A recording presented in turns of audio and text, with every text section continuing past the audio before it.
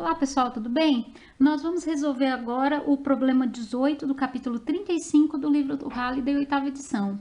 Esse capítulo 35 fala sobre interferência e esse problema 18 fala sobre o experimento de dupla fenda. Esse problema nos diz que em um experimento de dupla fenda, utilizando a luz do sódio, que possui comprimento de onda igual a 589 nanômetros, observamos franjas de interferência separadas por 0,20 graus.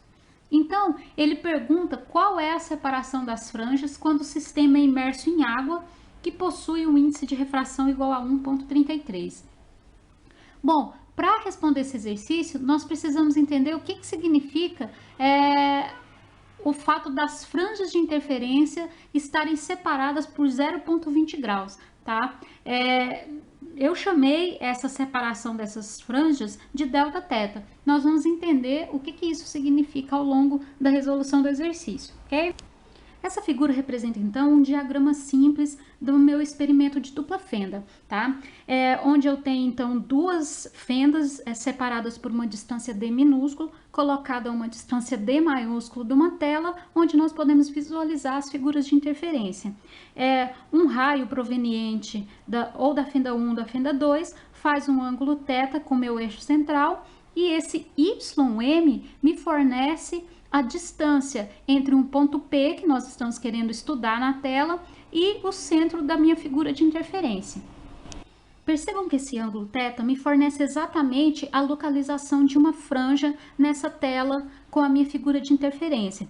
Por exemplo, se eu te der um ângulo θ que localiza a franja clara logo aqui abaixo e te der um outro valor de θ que localiza a outra franja clara logo acima dessa, então você vai poder me dizer qual que é o valor do ângulo que separa essas duas franjas claras, ok?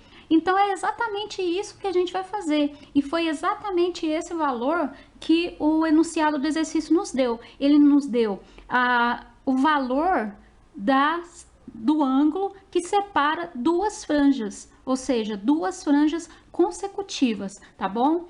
Então, nós vamos ver como que a gente consegue relacionar isso através desse esquema, tá? Nós temos aqui esse valor de YM, nós temos o valor de θ e sabemos que a distância entre as fendas e a nossa tela é dado por D. Então, nós conseguimos usar a função trigonométrica tangente de θ e saber que tangente de θ é o cateto oposto, que é YM, dividido pelo cateto adjacente, que é exatamente essa distância D entre as fendas e a tela. Uma vez que esse valor de YM geralmente é muito menor que o valor de D, que é a distância que separa as fendas da tela, nós teremos que o valor de θ é muito pequeno, porque nós temos uma coisa pequena dividido por uma coisa muito grande. Então, esse valor de θ é um valor pequeno, tá? O valor de tangente de θ vai ser um valor muito pequeno. E quando isso acontece, nós podemos dizer que a tangente de θ é aproximadamente igual ao seno de θ, que é aproximadamente igual a θ. Vocês podem comprovar isso usando uma calculadora. Peguem a calculadora e façam a tangente de um ângulo muito pequeno, por exemplo, 0,025, e façam o seno desse mesmo valor e me digam qual é o resultado.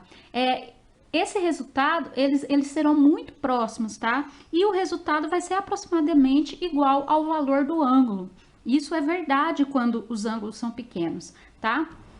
Bom, lembrando que a expressão que descreve as franjas claras em um experimento de dupla fenda é dada por D seno de θ igual a m lambda. Lembram que a diferença de caminho, que a diferença de caminho percorrida pelos raios tem que ser igual ao múltiplo inteiro do comprimento de onda para que nós consigamos identificar as nossas franjas claras. Então, nós temos essa equação, certo? Nós podemos relacionar essa equação com a equação que nós encontramos acima, tá? Ou seja, nós podemos escrever o seguinte, que YM aqui em cima, nós podemos isolar o valor de ym e escrever que ele é igual a d tangente de θ, ok? Então, aqui nós podemos escrever que ym é igual a d tangente de θ, e como nós vimos que o ângulo é muito pequeno, então eu posso escrever que tangente de θ é aproximadamente igual ao seno de θ, correto? Vejam, mas a partir da nossa expressão para as franjas claras, eu posso isolar aqui o valor do seno de θ e substituir nessa equação, tá? Então, o seno de θ vai ser igual a m lambda dividido por d, certo? Eu vou substituir o valor dessa expressão aqui. Então, quer dizer que ym vai ser igual a d vezes m lambda dividido por d, certo? Bom, agora, como nós vimos anteriormente, eu quero saber quanto vale a diferença entre essa distância que localiza uma franja e a distância que localiza a franja vizinha a essa franja, tá? Por quê? Porque o enunciado do exercício nos deu a separação angular. Então, eu quero saber exatamente a diferença entre essas distâncias, tá? E é exatamente isso que eu vou fazer. Saber a distância entre dois máximos vizinhos.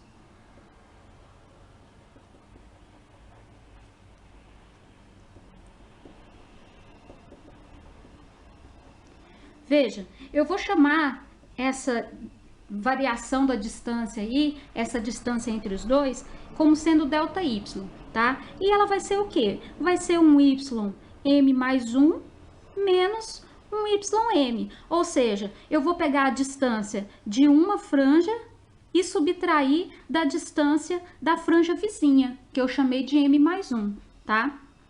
Para fazer isso, basta eu substituir m mais 1 nessa expressão aqui de cima, que vai ser o quê?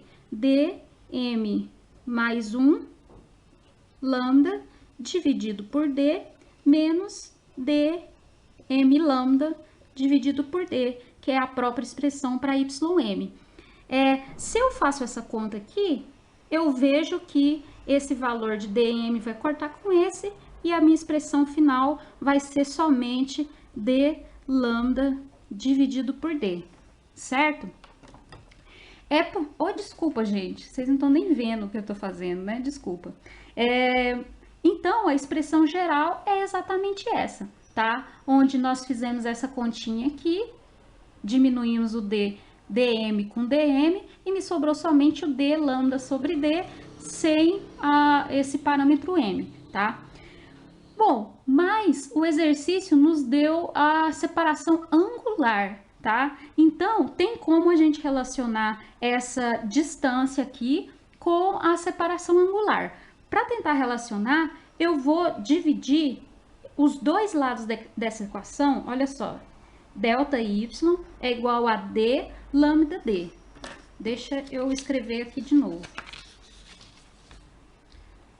ΔY é igual a d maiúsculo lambda sobre d.